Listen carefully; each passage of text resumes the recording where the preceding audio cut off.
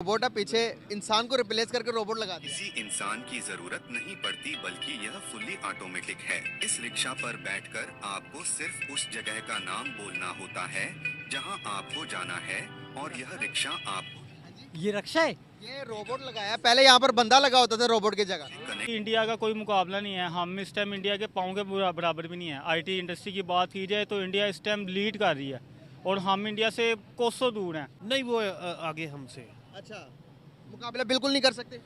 नहीं करने पे आए, अगर ये कोशिश करें तो फिर हो सकता है। नहीं सर, आप आ जाए करने पे, अभी आ जाए, बताएं, आप गवर्नमेंट को ऐलान करें।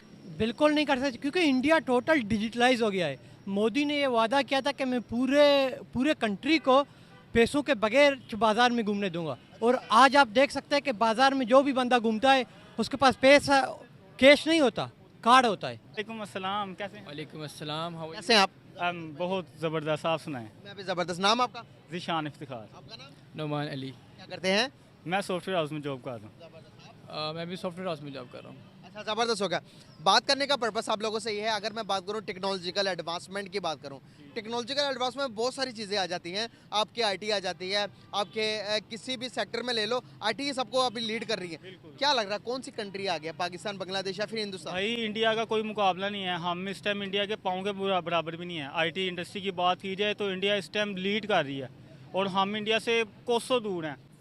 और ये जो हमारी इस टाइम पूरे मुल्क की कंडीशंस है ना, इकोनॉमिक कंडीशंस, अगर हम इस आईटी पे जोर दें, हुकूमत अगर इस पे कोई जोर दे और अपॉर्चुनिटीज़ प्रोवाइड करे स्टूडेंट्स को, तो ये आईटी इंडस्ट्री ही जो है ना वो पाकिस्तान का सारा कर्जा उतार सकती है। इतना इसमें पोटेंशियल है ना कि आपकी सोच है।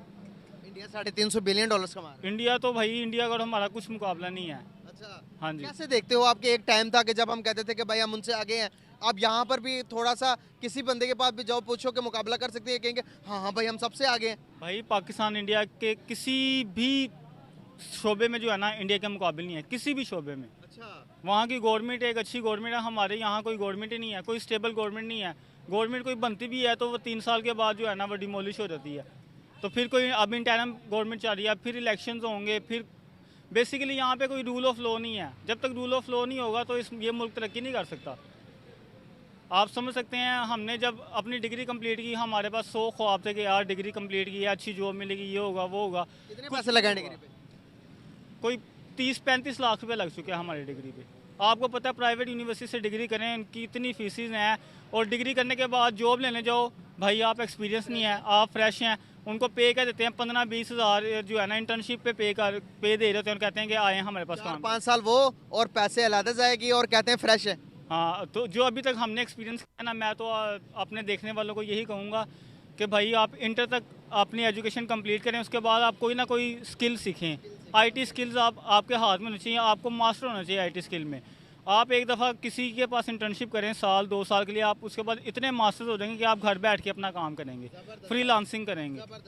बड़ी प्यारी बात की। एक तरफ हम हैं जो कि अभी डिजिटलाइज तो इतने नहीं हुए, दूसरी तरफ हिंदुस्तान के एक बंदे ने मुझे वीडियो दिखाई, कहता कि भाई ये वीडियो देख। मैंने देखी, वहाँ पर उनके होटल्स के अंदर रोबोट चल रहे हैं, उनके एयरपोर्ट्स के अंदर रोबोटिक काम हो रहे सारे, वो सोलर पे शिफ्ट हो गए हैं। उनके अगर बात करूँ वो चांद पर चले गए हैं। अभी उन्होंने एक मुझे वीडियो दिखाई, आपने देखा होगा, मैन रक्षा, जो कि एक बंदा होता था, पीछे बंदा बैठकर उसको लेके जाता था टोक के, मैन फोर्स के हाँ साथ। मैन फोर्स के साथ। अभी उन्होंने, उनके बच्चों ने उसे रिप्लेस कर दिया है, रिप्लेस करके उसके आगे रोबोट लगा दिया है। रोबोट ही यार, उनके देखो ना दिमाग कितने ज़्यादा काम कर रहे हैं। वो नए से नए अपने कंट्री के लिए, अपने मुल्क के लिए कुछ करना चाहते हैं। यहाँ पर क्या हो रहा है? मैं आपको पाकिस्तान और इंडिया का फ़र्क अभी वाजिया करता हूँ। आप ये कहाँ पे खड़े हैं इस टाइम?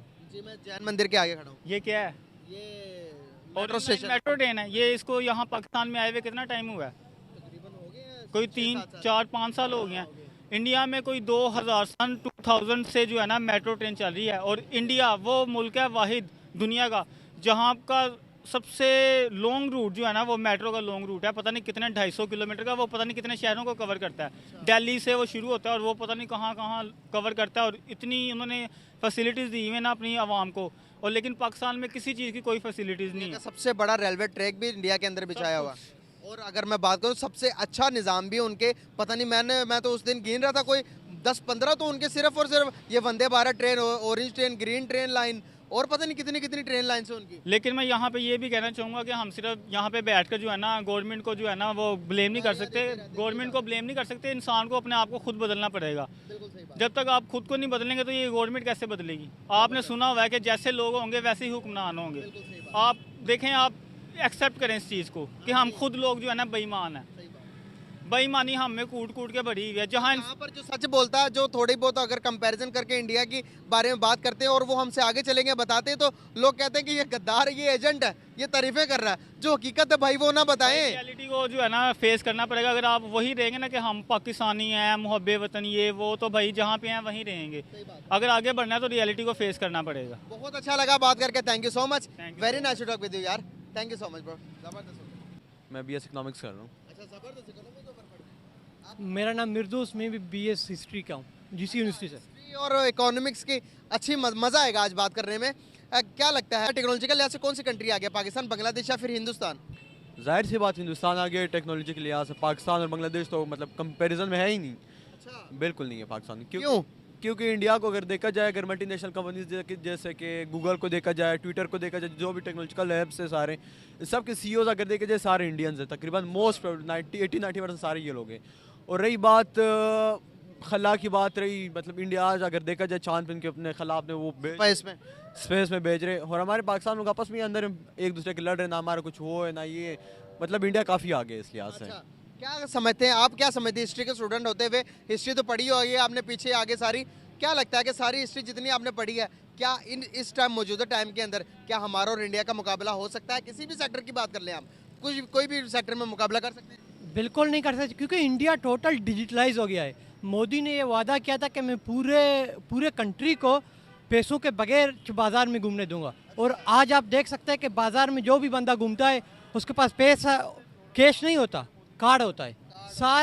सारा कंट्री QR स्कैनर होता है, मोबाइल से आप स्कैन करके पैसे दे दो, रेडी वाले को भी। जी बिल्कुल, रेडी वाले को, चने वाले को, बस सब ऐसा ही है। मतलब कि डिजिटलाइज कर दिया। कितना ज़रूरी है आज के इस टाइम के अंदर टेक्नोलॉजिकल एडवांसमेंट हासिल करना किसी भी कंट्री के लिए? देखो बहुत ज़रूरी है, क्योंकि दुनिया सारे आगे निकल गया है और हम आज तक जेब में पैसे लेके घूम रहे हैं। तो मतलब मेरे ख्याल से इंडिया का पाकिस्तान का मुकाबला इस वक्त तो बिल्कुल नहीं हो सकता, चाहे वो टेक्नोलॉजी के लिहाज से हो या के इंडस्ट्रियल लिहाज से हो, सारे कुछ। आप क्या कहेंगे कि जहाँ पर हम देखते हैं, बात करते हैं कि उनके टेक्नोलॉजी में बहुत ज़्यादा आगे निकल गए हैं, हम बहुत ज़्यादा पीछे हैं, तो क्या ऐसी चीज़ें उन्होंने अप्लाई की हैं जो कि हमें भी करनी चाहिए? क्या दुश्मनियाँ छोड़कर अभी सुलह सपाटे की तरफ जाए, उनसे हाथ मिला ले? नहीं, बात दरअसल ऐसी है, अगर उनको देखा जाए इनके इंस्टीट्यूशंस, उनके टेक्नोलॉजी के लिहाज से काफ़ी बेहतर इंस्टीट्यूशंस है, जहाँ पे वो लोग अच्छे स्टूडेंट्स उनके निकलते हैं, उनको टेक्नोलॉजी के बारे में पता होता है, नए तख्लीक करते हैं, इन्वेंशंस करते हैं। और हमारे यहाँ यूनिवर्सिटीज़ में आजकल भी वही पुराना तंजीम ऑर्गेनाइजेशन चल रही है, हम इस पार्टी में तबसरे करते हैं, मतलब हम लोग उसमें घुसे हुए थे। हम उसमें नहीं देखते कि हम लोगों ने आगे करना क्या है, पाकिस्तान के लिए क्या करना है, टेक्नोलॉजी में किस तरह इंडिया को बीट करना है, दुनिया को कैसे बीट करना है। तो मैं कहता हूँ अगर हम लोग इंस्टीट्यूशनल वाइज देखा जाए, उनके इंस्टीट्यूशंस काफ़ी अच्छे, इनको स्टूडेंट्स जाते हैं तो पढ़ने जाते हैं, हम जाते हैं तो ऑर्गेनाइजेशन, तंजीम, पार्टियों वाले वो सियासत करते हैं, हम लोग पढ़ने नहीं जाते। यही शायद मेन वजह है जिसकी वजह से हम लोग काफ़ी पीछे रह गए। टैलेंट की अगर मैं बात करूँ, टैलेंट किधर ज़्यादा, उधर ज़्यादा या हमारे पास ज़्यादा? टैलेंट अगर बात की जाए, जाहिर सी बात है टैलेंट हर जगह पाई जाती है। पाकिस्तान में जितना उनकी एक लिहाज से इस पर एडवांटेज है क्योंकि इनकी आबादी ज़्यादा है। अगर यहाँ पे 10 बंदे टैलेंटेड निकलते हैं, वहाँ पे 70 निकलते हैं, इस लिहाज से, आबादी के लिहाज से। तो जाहिर सी बात है टैलेंट दोनों तरफ है, मतलब टैलेंट कौन शो करता है कौन नहीं शो करता, वो लोग शो करते हैं, हम लोग टैलेंट के पास मतलब इधर उधर हो जाते हैं बस। आपको पता है उनके होटल्स के अंदर अभी रिप्लेस कर रहे हैं, उनके होटल्स के अंदर रोबोट सर्व कर रहे हैं, लाकर आपने जो खाना उस रोबोट को ऑर्डर देना, वो लेके आएगा, आपको सर्व करके जाएगा। दूसरे नंबर पर अगर मैं बताऊं, एयरपोर्ट्स के अंदर जो ट्रॉलीज होती हैं वो भी रोबोटिक कर दी उन्होंने, एवरीथिंग उन्होंने चेंज कर दिया रोबोट पे। अभी मैं आपको, उन्होंने अपनी पुरानी मूवीज़ में देखा होगा कि एक बंदा आगे होकर एक पीछे बैठ के तो बंदा खींच के लेके जा रहा होता है, कहीं भी जाना हो, ड्रॉप करना हो। आपने पुरानी फिल्मों में देखा होगा, देखी होगी। तो अभी के मैं आपको वीडियो दिखाऊंगा, आप परेशान हो जाओगे उनकी क्रिएटिविटी देखकर कि उन्होंने किस तरह से अपने आप को रोबोटिक किया है। टोटली वो सारे रोबोट हो गए, रोबोटिक हो गए। अभी देखें ज़रा,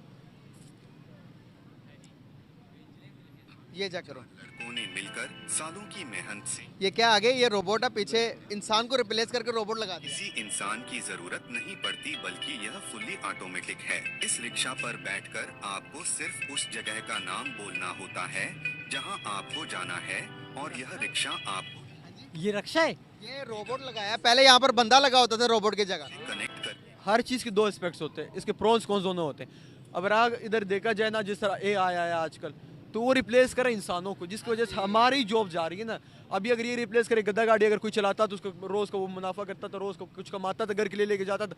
अब उसकी जॉब एक रोबोट ने ले ली, जो कि एक नेगेटिव पॉइंट है। अपने आप को एडवांस करना, रोबोट से भी आगे जाना पड़ेगा हमें। अब देखें ड्राइवरलेस कार्स आ गई हैं, सब जितने भी बाहर के दुबई जितने भी कंट्री यहाँ से पाकिस्तानी जाते हैं ड्राइविंग करने के लिए, और शेख हो ना हमें अपना नौकर बनाया हुआ।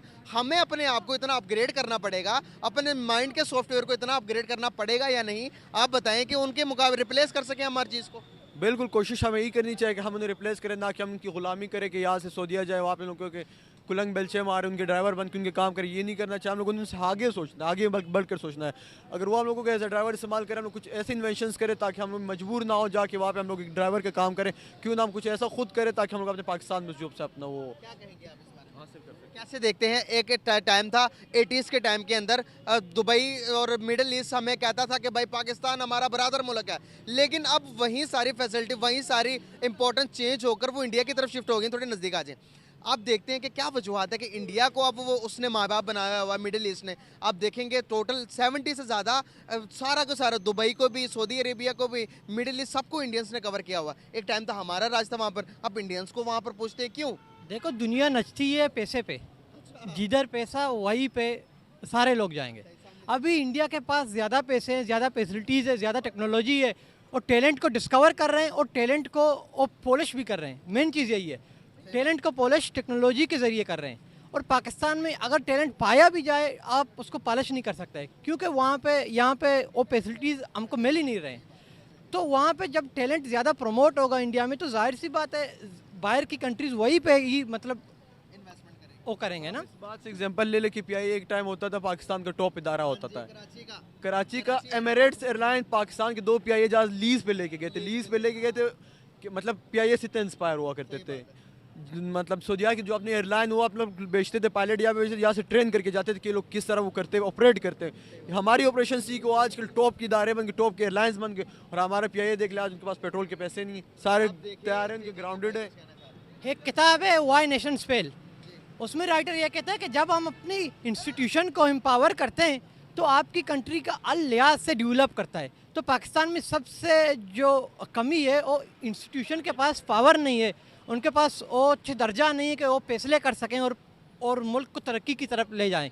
तो इंडिया में इंस्टीट्यूशन एम्पावर हैं, वो अपने फैसले खुद कर सकते हैं। और यहाँ पे थोड़ा बैलेंस ही नहीं है, मतलब वो क्रिएट बिटवीन पावर वो बिल्कुल स्टेबल ही नहीं है। तो मतलब इसी लिहाज से पाकिस्तान में ये चीज़ थोड़ा कम पाया जाता है। कुछ कहेंगे? नहीं, मेरे बहुत शुक्रिया। अब लास्ट पे आखिरी क्वेश्चन है, उसके बाद आपको इजाज़त है। जिस तरह से वो आगे बढ़ते जा रहे हैं डे बाय डे, अब हमसे वो कितने साल आगे चले गए होंगे? मेरे ख्याल से जिस स्पीड से हम जा रहे हैं और जिस स्पीड से हो जा रहे हैं, कम से कम हम अ डिकेड एंड आप तो बिहाइंड है। हम 150 साल तो बिल्कुल बिहाइंड है हम। आप अंदाज़ा लगाएं कि 100 साल या 150 साल भी एक बहुत बड़ा, 150 साल तक हमें उन तक पहुंचने तक वो कहाँ चले जाएंगे? देखो वो तो हमारी स्पीड पे मतलब वो करेगा। अभी हम उम्मीद करते हैं ये 8 फरवरी वाले वोट जो हो रहे हैं, ये जो न्यू गवर्नमेंट आएगा ये टेक्नोलॉजी को थोड़ा प्रमोट करेगा, शायद यूथ को थोड़ा फैसिलिटेट करेगा। तो शायद हम उनको कैचअप अगर नहीं कर सके तो हम उनके टेल को भी पकड़ सकें, ठीक है ना। तो हम ओपी है बस, लेकिन ये है कि फ़िलहाल तो वो बहुत आगे निकल चुके हैं और हम थोड़ा पीछे हैं। क्रेडिट किसको जाता? सारा का सारा देखें 2013-14 से पहले इंडिया को इतना कोई नहीं जानता था। जब से वो उनके लीडर आए नरेंद्र मोदी, आज 10 साल हो गए, कहा जाता 24 के अंदर भी उनकी हुकूमत है। तो 15 साल एक बंदा हुकूमत करना, और कितने क्या कह सकते हैं? यार सारा क्रेडिट आप मोदी को भी नहीं दे सकते, वहाँ पे जो रहने वाले लोग हैं उनको भी आप दे सकते हो। क्योंकि जब लोगों में शऊर ही ना हो तो चाहे पीएम जितना भी जोर लगाए उस मुल्क का कुछ नहीं हो सकता। जब लोगों में शऊर हो और पीएम थोड़ा कोशिश भी करे तो फिर मुल्क मतलब डेवलपमेंट के लिहाज से थोड़ा आगे जा सकता है। तो वरना कुछ हाल ही नहीं है जब वहाँ पे शऊर ही ना हो।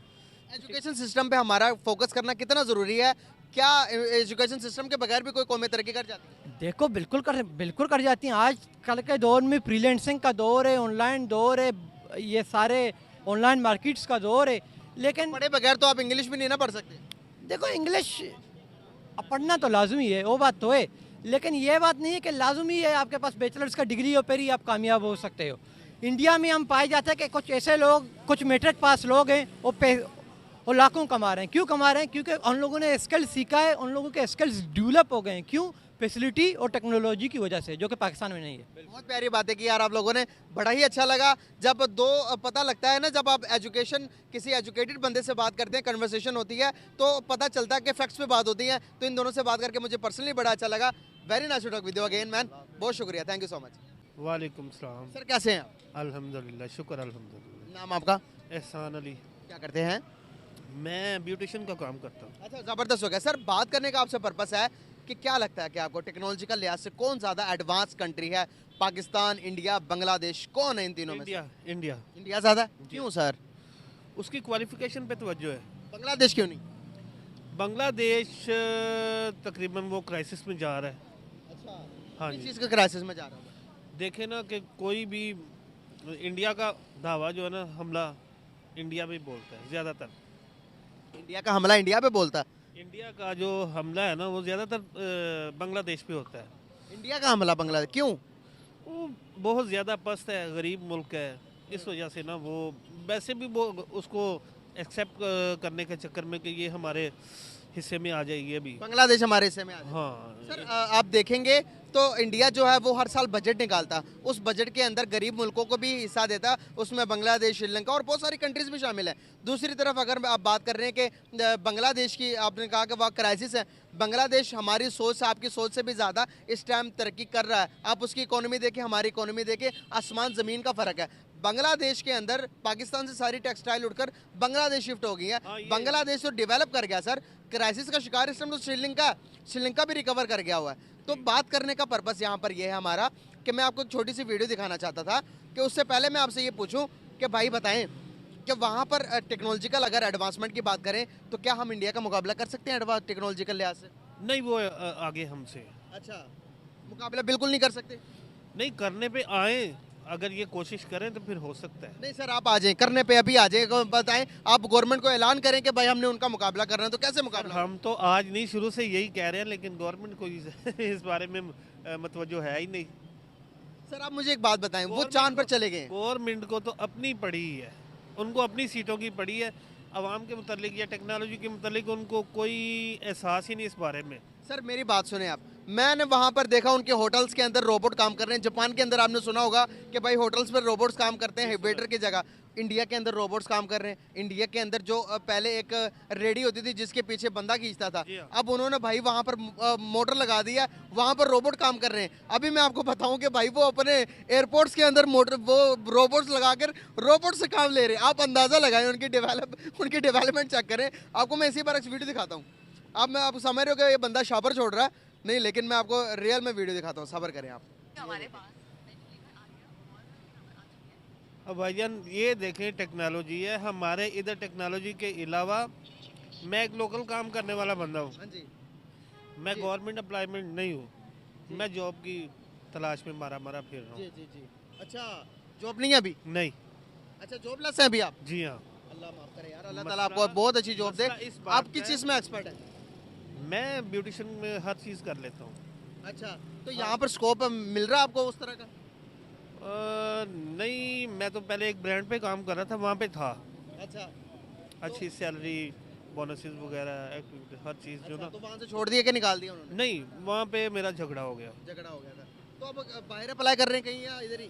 अब मैं आज निकला था, एक दो जगहों पर सीवी दी है, अच्छा, तो वो इंशाल्लाह एक अगर दो बाहर दिन। की अपॉर्चुनिटी मिले तो जाएंगे? हाँ, बाहर की मिले तो दुबई जाऊँगा। जाएंगे? हाँ, यार कोई भाई देख रहा है, अगर इनको बुलाना चाहे दुबई, जो कि ब्यूटिशियन का बहुत अच्छा काम करते हैं, आप अपना नंबर बता सकते हैं? 0322404284। ये नंबर है इनका, भाई ज़रूर रब्ता करें। अगर इनकी मदद हो जाएगी तो हमारे लिए भी बहुत अच्छी बात है यार। किसी का काम आना, यही तो इंसानियत है। आप भी किसी न किसी के काम आए। अगर इनके लिए आपके पास अच्छी जॉब है, दुबई में हो चाहे किसी भी कंट्री में हो, ये चले आएंगे और काम करेंगे बहुत अच्छी तरीके से, ईमानदारी से काम करेंगे। इंशाल्लाह। चलें, बहुत अच्छा लगा बात करके, थैंक यू सो मच।